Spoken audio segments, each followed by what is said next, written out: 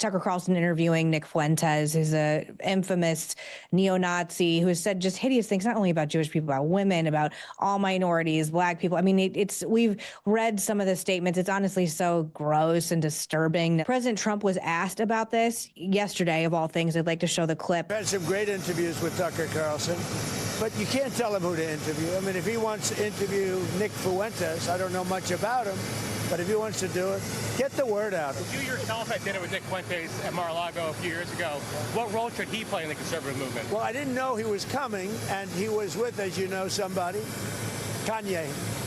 And Kanye asked if he could have dinner, and he brought Nick. I didn't know Nick at the time. It's not about interviewing people. I'm sure you have sat in front of, you're an international global affairs CNN reporter.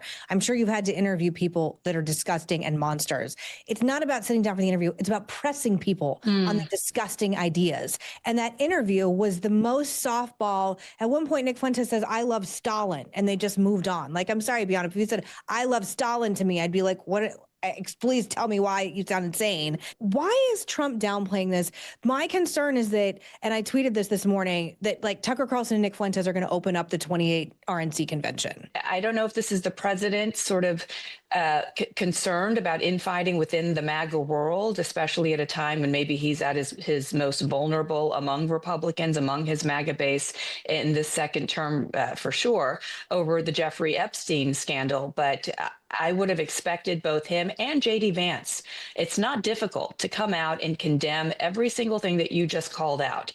It's not necessarily the fact that Tucker Carlson platformed someone like Nick Fuentes, though I would think twice about doing that anyway. But if you're going to interview them and you call yourself a journalist, we've seen some hard-pressed interviews, even recently, that Tucker Carlson has conducted. He knows how to ask the tough questions. Just go back and look at his interview, not with Democrats, but with fellow Republicans like Ted Cruz. For President Trump to say that he didn't know who Kanye West was going to bring into Mar-a-Lago is nonsense. He's the president of the United States, whether he was sitting or not. I don't remember the exact dates of the interview, but he has Secret Service. That place is, you can't just walk into Mar-a-Lago as a random person. You're vetted, right? You're vetted, exactly. So he knew, or someone on his team knew who was walking in, who they are. Kanye had already started making his bizarre, insane statements about, who runs the world and et cetera. So to say that he was ignorant of who he was going to have dinner with and what they discussed, as soon as he started spouting his anti-Semitic stuff, he should have kicked him out of Mar-a-Lago immediately. But he sat there and had a long, leisurely meal with him. It was photographed by the paparazzi and or whoever and released into the public. So I'm not buying his line about he didn't know who Nick Fuentes was. It's not true. He's lying.